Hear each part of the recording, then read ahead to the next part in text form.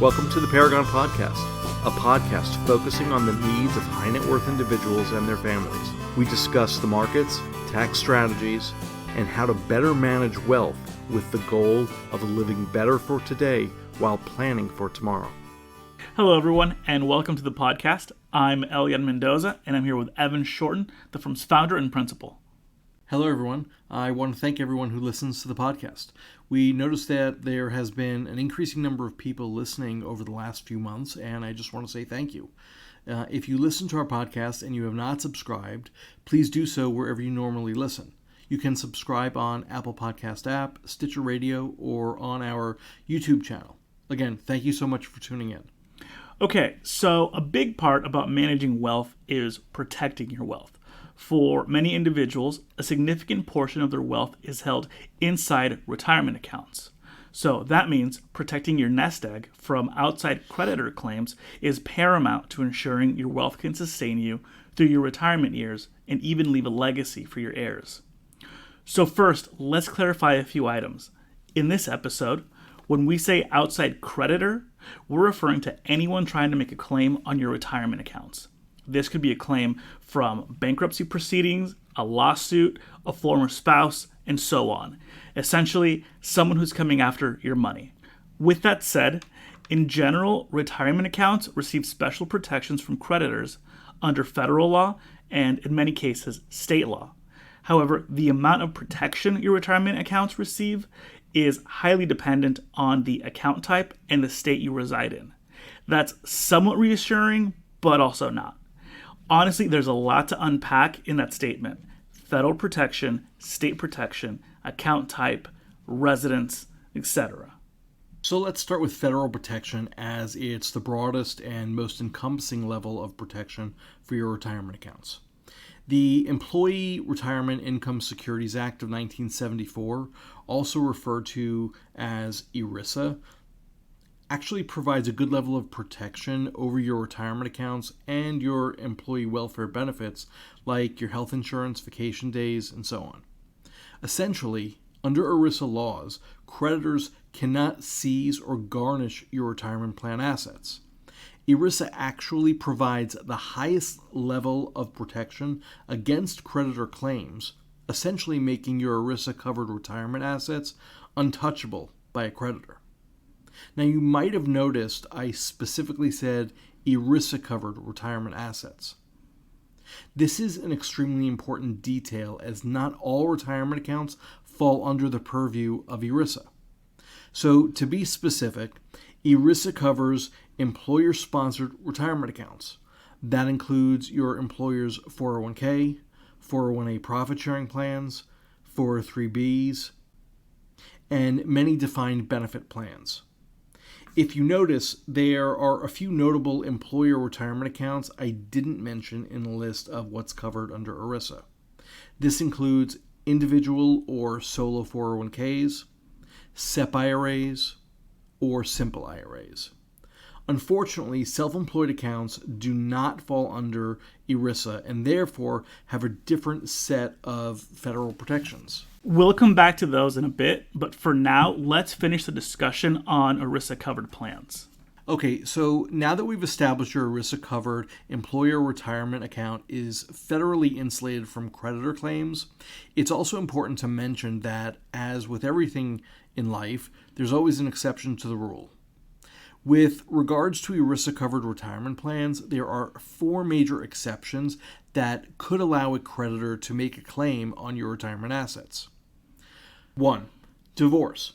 Payments awarded to a former spouse under a qualified domestic relations order, also known as a quadro. This occurs in a divorce when a judge awards part of your retirement account to your spouse during the divorce proceedings. 2. The IRS. Federal law may keep most creditors away from your retirement plan, but it's not going to lock itself out. Liens imposed by the IRS are also exempt from ERISA protections. 3. Federal criminal fines or penalties. And 4. Civil or criminal judgments for damages a participant causes to a retirement plan. Okay, I think that was a pretty in-depth explanation. of the protections ERISA provides for your employer-sponsored retirement plan. Now, referring back to the individual 401k, SEP, and simple IRAs, are those plans protected from creditor claims since they don't fall under ERISA? So for the purposes of brevity, individual 401ks, SEP IRA, and simple IRAs are treated as individual retirement accounts as opposed to employer-sponsored retirement accounts. The reason being is that these accounts are specifically for employers with a single employee, one who is the sole proprietor.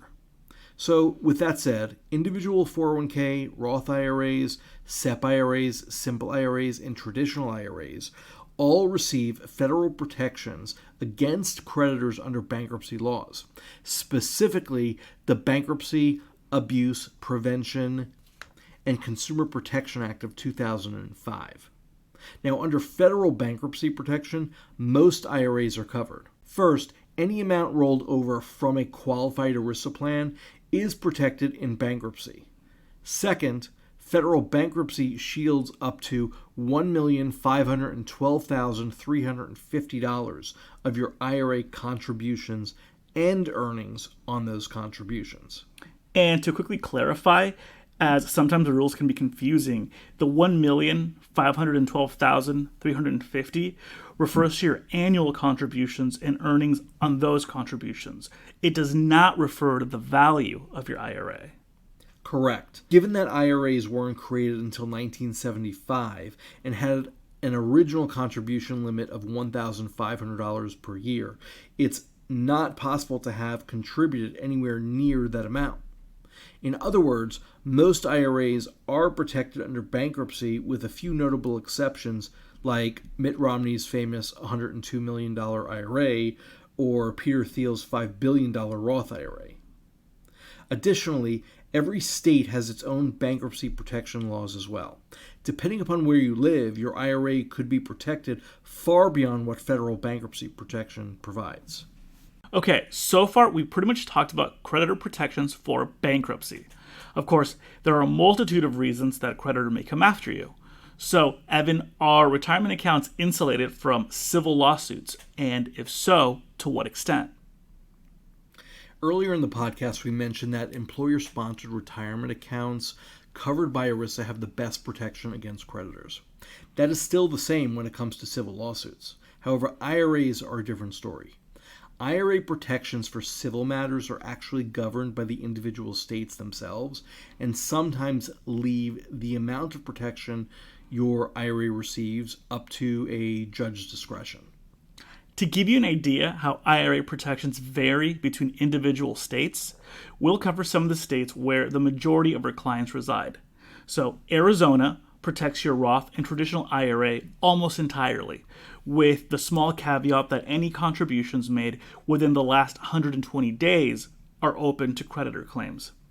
California does not provide any real creditor protections for Roth IRAs and only provides creditor protections for your traditional IRA according to a judge's discretion.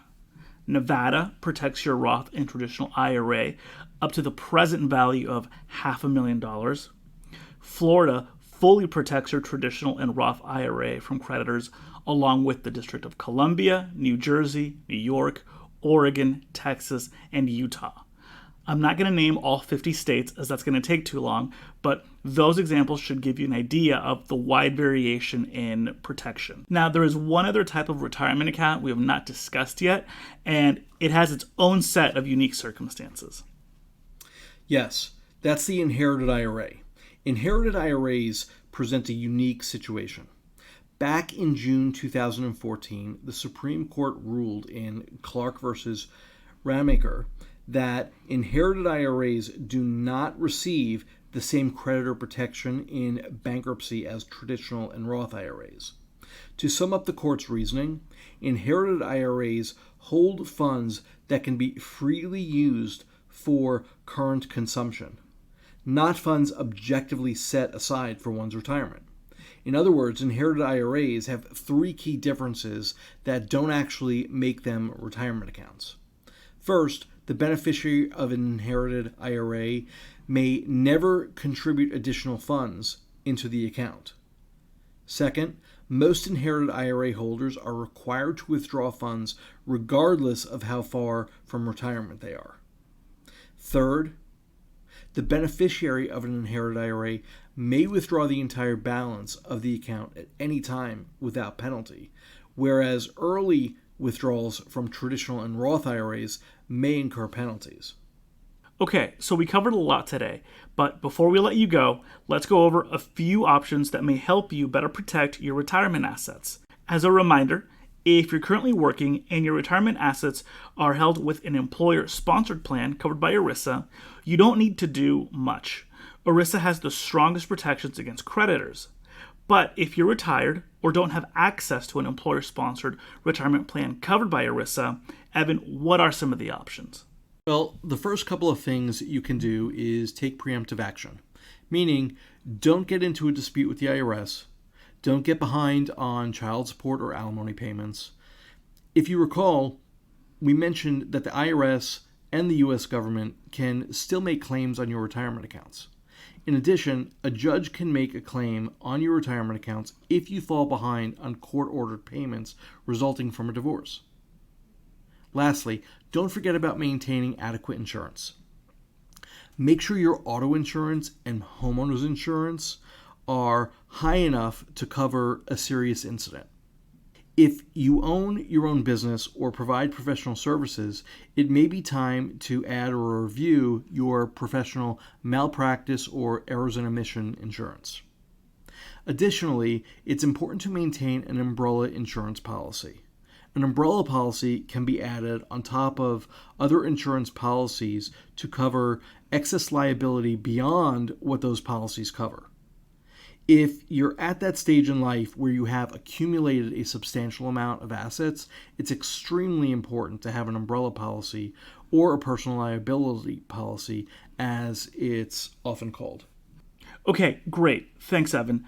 We know the podcast was a little longer than our normal episodes, so we're going to wrap things up. If you would be so kind, please subscribe to the podcast if you have not done so already. If you think anyone would be interested in learning about this topic or would benefit from the content, please don't hesitate to forward it to them. Thank you for listening, and we'll see you here next time. The Paragon Podcast is brought to you by the professionals at Paragon Financial Partners, a registered SEC investment advisor. The topics discussed herein are for informational purposes only and should not be considered as a solicitation or offer to purchase or sell any securities. The financial strategies and guidelines discussed herein may not be appropriate for everyone, as each individual circumstance is unique. Please review all tax information with your tax professional.